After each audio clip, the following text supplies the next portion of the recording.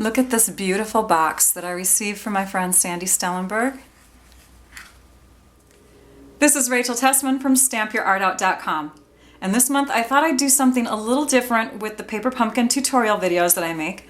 With the holidays in full swing here in the US, Thanksgiving in just a few days and Christmas not far away, I wanted to get these ideas to you as quickly as I came up with them.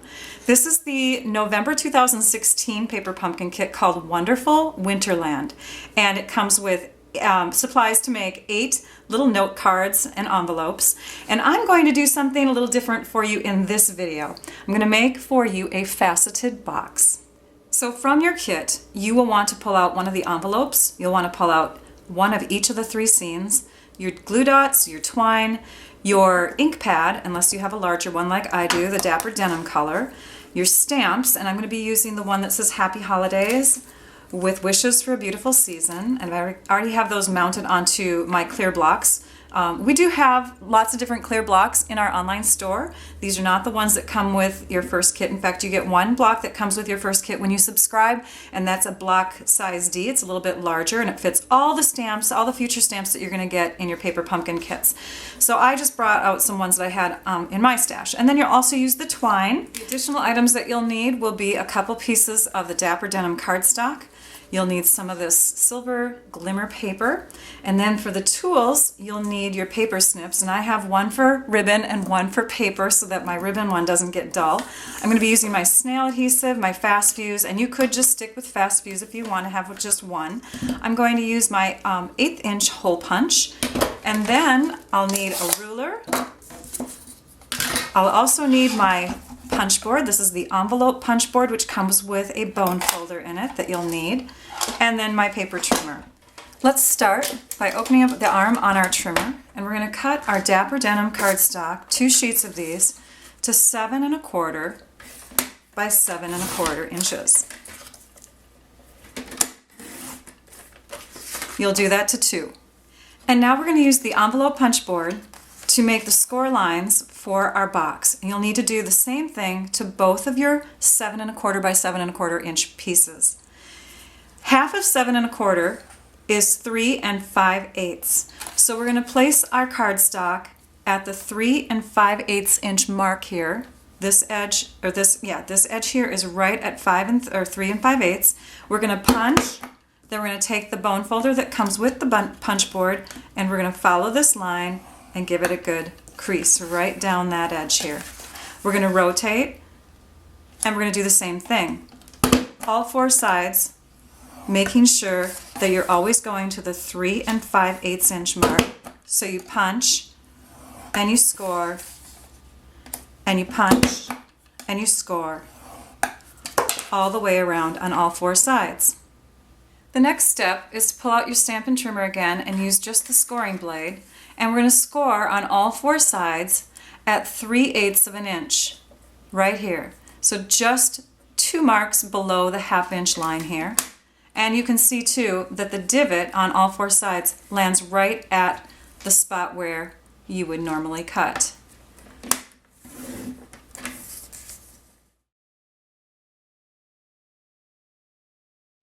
Now I want to share with you a quick little tip so that you can make different size boxes. The one that we started out with was a 7 1/4 by 7 1/4 inch square piece. This one is 5 by 5. So when you're doing the punch board, 5 inches cut in half is 2 1/2. So that's where you'll do this punch, score, all the way around. Whatever size square you have to start out with, you'll just cut it in half. So the largest you could go, here's the 5 inch mark. It actually goes to 5 1/4. So the largest that you could go would be double that. That would be 10 1/2 inches. The box that I received from my friend Sandy that I showed at the very beginning of the video, she used 5 inch by 5 inch pieces of cardstock for the top and bottom of the box. Now we'll bring in a couple tools. We'll use the bone folder again, and we'll use our snips, our paper snips, and we're going to trim out all 4 of these corners like this all the way around, and then we're going to take and score, reinforce the score lines with our bone folder all the way around, like so. And that gives them good creases. So you'll do that with all 4 corners and all creases. On the one that's going to go on top though, you can actually slice off the entire side here and then just cut out 2 corners. And then you've got, of course, all your score lines, and we can go ahead and reinforce these score lines as well. Now the next step is to take out your ruler, because let's say you don't have the measurements given to you by me and you want to start with, say, a 9-inch box, something that I don't have written down yet. What you'll do is you'll take your ruler and you're going to see how wide across this square is. And this is just slightly over 4.5 inches. So a panel for this on the top would be like a 4.5 inch piece here. And then, now what I did is I took and cut my silver glimmer paper, which is going to go on here. I cut it down a little bit less than what I would have done at the beginning. I cut it to 4 3/8 inches because the pieces that come in your kit, these little pieces here, these are exactly 4 1/4 inches across. So I wanted to make it an 1/8 inch wider, and that's why I made it 4 3/8. We're also going to make a piece that goes on the top that these pieces are going to sit on top of like that. And we're going to cut that from the envelope. So we want our envelope piece here with this centered to be 4 1/4 inch square. So my trick for doing that was, first I wanted to make sure this was centered. So I measured the envelope and it comes to 5 1/8 inch all the way across. So I want to get it to 4 1/4. So I took the difference between that, which was 3/4 plus another 1/8, and I divided that in half. So instead of having, okay, we're going to do a little math here, 7/8, an equivalent fraction to that would be 14/16. So half of that would be 7/16. 7/16 falls at just under 1/2 inch distance. So if you're looking at your ruler, a 1/2 inch has a tiny little mark right under it. That is a 1/16 inch mark. So you want to be trimming just under a 1/2 inch on both sides of the envelope. We're going to start with this one, lined up right there, and then we're going to go ahead and trim. So I've just cut off 7/16 on that side, and we'll rotate it this way, and you can even look on this side to make sure it's at 4 1/4 inches. And here we have 7/16. We're going to trim right there. And now we have that piece centered right in the middle, and our panel right here is 4 1/4 inches wide. Then I took and cut off, and I can do it this way, I cut off 5/8 of an inch because I wanted this to be up a little bit higher to make room for my little scenery pieces. And I cut off 5/8 of an inch. And then I just took and cut a 4 1/4 by 4 1/4 square piece from there. So I just measured it to 4 1/4 this way. And lots of math, I know, but your box is going to be stunning when you're done. Let's sidetrack for a moment again, go back to that 5 inch by 5 inch square for making the box that looks like Sandy's. And I just want to point out that if we were going to make a panel to go on the top of this, this is 3 inches wide all the way across here, I would probably start out with a piece that's 2 7/8, and then I would cut the next one on top, the next layer, just an 1/8 inch under that at 2 3/4. Then if you wanted to decorate the sides, the panels like this, like she has, right here, then what you do is you look at this piece here, this triangular section, as if it's a full square. And you measure one side of it, and that side is just over 2 inches. So I would take and cut out a 2-inch wide square for my bottom panel, and a 1 3/4 inch, so I'd go in 1/4 of an inch instead of just an 1/8 of an inch for the next top panel. And after I've done that, I would cut them diagonally. Let me show you that. So here is my 2-inch square piece. Here is my 1 3/4 inch by 1 3/4 piece. And then you'll just angle this in your trimmer, hold it steady, start on the cardstock, push down, and then come back up and slice. And you've got 2 triangles from that. Let me show that to you again. So again, you set it up in your trimmer so that your points are on the cutting line there. You'll start in the cardstock, cut away and then come back in and cut out. And now you've got two triangles that were made from the 2-inch square and 1 1/4-inch square pieces. These pieces would then layer onto your box like so. And then all the way around until you get this. And before we get back to our original box, one more thing. Do you remember when I was telling you that you could cut a piece of cardstock that's 10 1/2 inches because you have 5 1/4, it goes all the way to the 5 1/4-inch mark. So here I've done that with these real red cardstock pieces, and you can see it goes right to the edge, and I did that all the way around with my two pieces. Same deal, you want to trim in or score in 3/8 of an inch all the way around. You want to make sure that one side is completely slivered off there. And then for my panels on that, the ones that fit the best are the base piece being 6 3/4 by 6 3/4. The one that's layering on top is just 1/8 of an inch smaller, so 6 5/8 by 6 5/8. That will go on top of my box. And then for the sides, I have cut down pieces that were 4 3/4 by 4 3/4, and then sliced diagonally in half. And the one smaller than that was 4 1/2 by 4 1/2. And again, sliced diagonally. I'll show you those boxes on my blog. In this November 2016 wonderful Winterland paper pumpkin kit, you get this beautiful stamp set. See all the images in there? And then you've also got 2 ink spots. It came with 2 this time. This here alone is worth the price of the kit, and then all the consumables that come with it. It's just amazing. You have to subscribe if you are not a paper pumpkin person. All right, so next we're going to take 2 of those stamps. We're going to use the Happy Holidays and With Wishes for a Beautiful Season, and we're going to stamp onto our envelope piece here. I'm going to start with the bottom one, and we're going to stamp that right really close to the bottom of that white panel. And then for the next one, we're going to stamp really close to the top. Now if you look at this, these stamps have a little curved design in them, so look at the word holidays on this one or the word Christmas on that one, and that will help you to line them very straight on your card or on your envelope piece.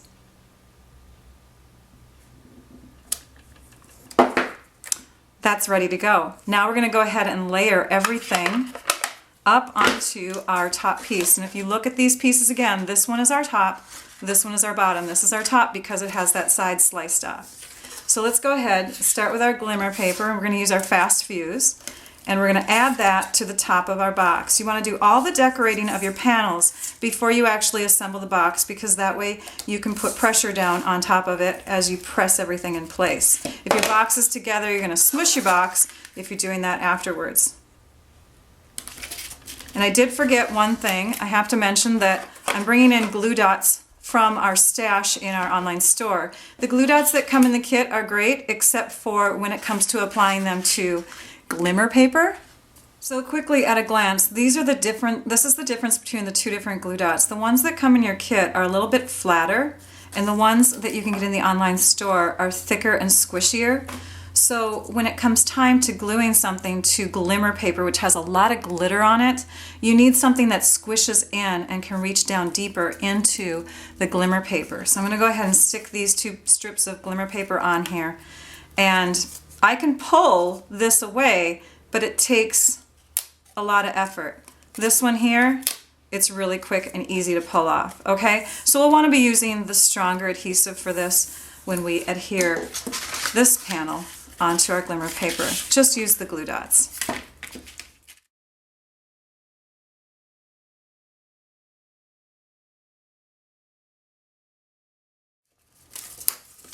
And you can see I pretty much put them in a zillion spots.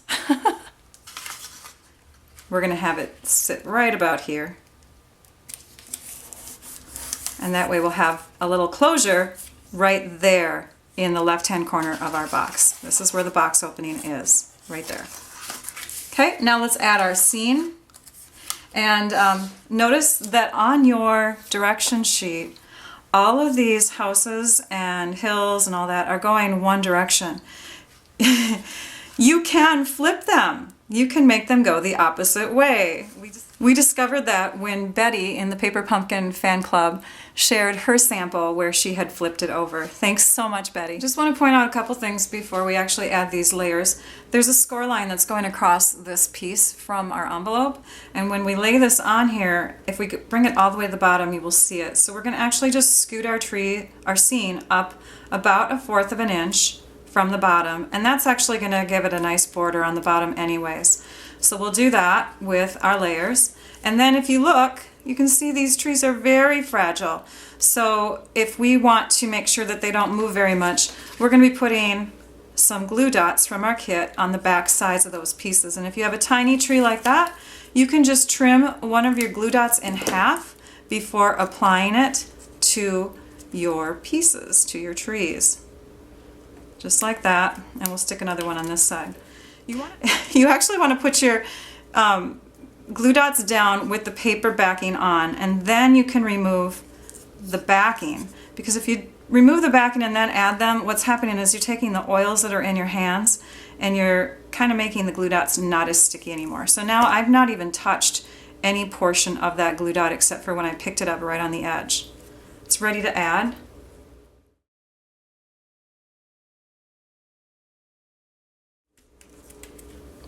And unlike the cards that come in the kit, we're not using the dimensionals to have everything pop out, because again, this is a gift box and we want it to be as strong as possible without having any little pieces fall off.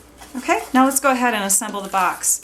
You're going to take your adhesive, your fast fuse, or you could use like sticky strip tape, tear and tape, anything that's super strong, and you're going to go along the top edges here, these edges all the way around the top piece, not the bottom piece, but the top.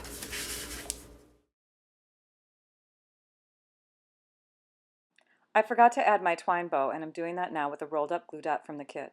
And because I thought I was recording when I wasn't, a couple steps are missing. I punched my ribbon holes before assembling the box, and I also trimmed the flaps that are at the box opening, but you can certainly do these steps after assembling. To start assembling, position your cardstock top over bottom so you can see all 8 corners. And then starting with one edge, connect the flaps, being careful to line up everything as precisely as possible. And then you'll just continue to work your way around the box, making sure that those pieces are really tight. Nice and lined up.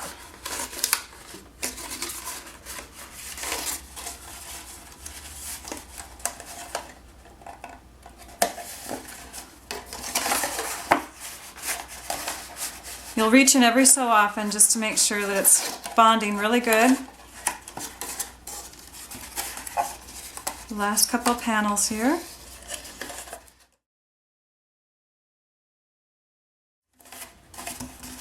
And the last step is to add some twine to our box.